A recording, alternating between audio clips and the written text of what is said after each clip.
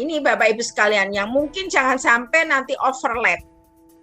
Kami pernah menemukan, kami ke lapangan melihat bagaimana sih pelaksanaan musyawarah desa di dalam penyusunan RKP desa. Musdes itu memang harusnya ini adalah ranahnya BPD. Tapi ada di beberapa daerah masih juga Musdes itu dipimpin oleh kepala desa. Inilah yang kadang-kadang overlap. Jadi mana tugasnya kepala desa, mana tugasnya BPD, ini yang belum sama-sama dipahami.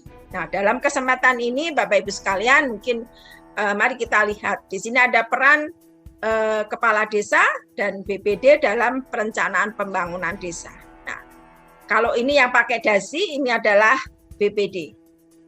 Ini tugasnya adalah menggali, menampung, dan mengelola aspirasi masyarakat, kemudian menyelenggarakan musyawarah desa, ikut serta dan memberikan pandangan dan masukan dalam musyawarah perencanaan pembangunan desa.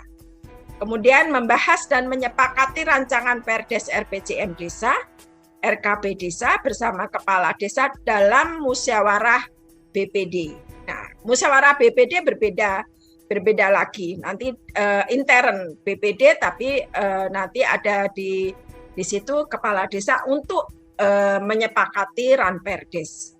Kemudian melaksanakan pengawasan kinerja kepala desa dalam ruang lingkup perencanaannya sampai kepada pelaporan. Mungkin perlu saya sampaikan di sini kepada teman-teman BPD dan kepala desa, kami sudah menyusun juknis pengawasan kinerja kepala desa.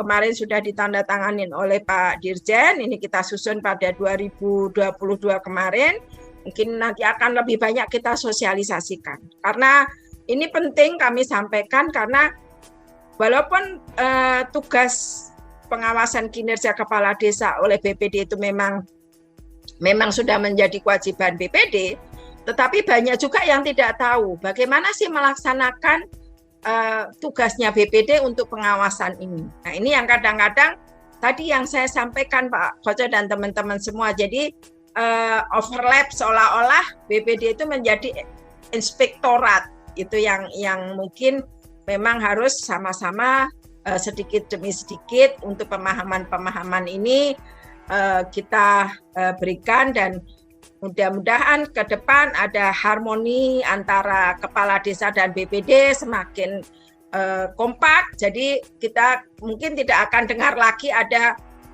nanti di sini Perdes tidak disepakati oleh BPD, kadang tidak dibahas dan sebagainya. Nah, ini kalau tadi adalah peran BPD. Nah, kalau sekarang ini yang kepala desa. Kepala desa itu tugasnya apa dalam perencanaan pembangunan? Di sini mempersiapkan rumusan arah kebijakan pembangunan desa berdasarkan visi dan misi kepala desa. Nah, ini visi misi yang nanti disusun dalam RPJM. Membentuk tim penyusun RPJM dan RKP yang ditetapkan melalui SK. Jadi kepala desa membentuk tim untuk penyusunan RPJM desa dan RKP desa. Nanti menjadi bahan, draft itu menjadi bahan untuk dibahas dan disepakati bersama dengan BPD.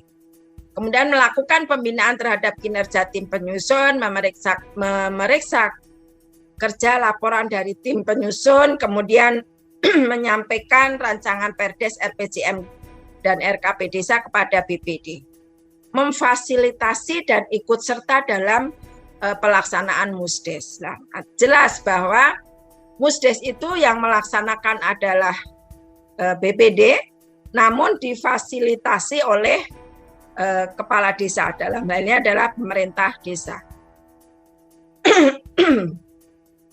Kemudian menyelenggarakan musrembang desa.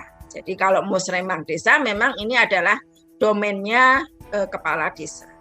Kemudian membahas dan menyepakati Ranperdes RPJM desa, RKP desa bersama BPD.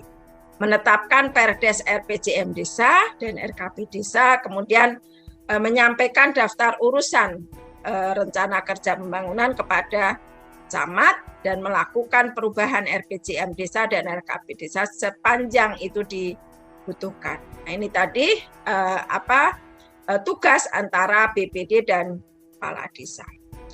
Mungkin terkait dengan pengelolaan keuangan desa, kami mungkin tidak perlu membahas secara detail, karena nanti mungkin ada pembahasan khusus terkait dengan pengelolaan keuangan desa ini. Nah, mungkin yang kami perlu sampaikan juga, peran BPD dalam APBDes. Bersama kepala desa membahas dan menyepakati RAN Perdes APBDes. Ini jelas bahwa itu adalah menjadi domainnya BPD. Kemudian menyetujui dan menetapkan anggaran serta melakukan pengawasan proses penyusunan dan implementasi APBDes. Mengevaluasi pelaksanaan tugas kepala desa, meliputi capaian pelaksanaan RPJM desa, RKP desa, dan APBDes. Nah, ini juga yang harus dipenuhi oleh teman-teman kepala desa. Di sini ada tugas nanti kepala desa itu laporan. Jadi laporan kepala desa akhir masa jabatan, laporan akhir tahun anggaran itu dibuat setahun sekali, disampaikan kepada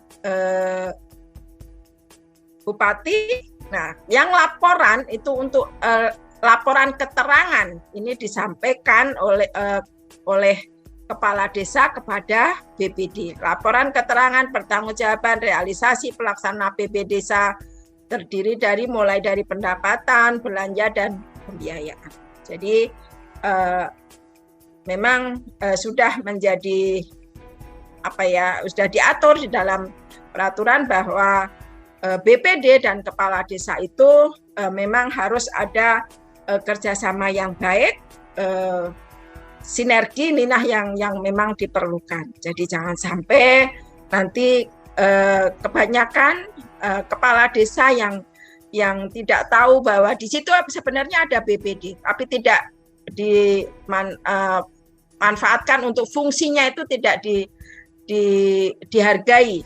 Kadang ya dianggapnya seolah-olah rivalnya, seolah-olah malah musuhnya. Nah, ini yang mari sama-sama pelan-pelan bahwa BPD dan kepala desa itu adalah mitra kerja. BPD bukan atasannya kepala desa, dan juga kepala desa bukan juga atasannya BPD. Ini yang harus sama-sama nanti dipahami bersama. Nah, mungkin tidak perlu terlalu detail ya Pak Koco ya, mungkin sudah cukup 30 menit untuk saya sampaikan materinya. Nah, nanti mungkin kita akan lebih banyak diskusi dan tanya jawabnya saja. Baik Pak Koco, mungkin kita bisa sharing teman-teman semuanya. Mari kita sama-sama baiknya bagaimana sih untuk penyelenggaraan pemerintahan desa supaya apa yang dicita-citakan di Undang-Undang Desa supaya membuat desa menjadi maju, mandiri, dan sejahtera dan berdemokrasi itu bisa tercapai.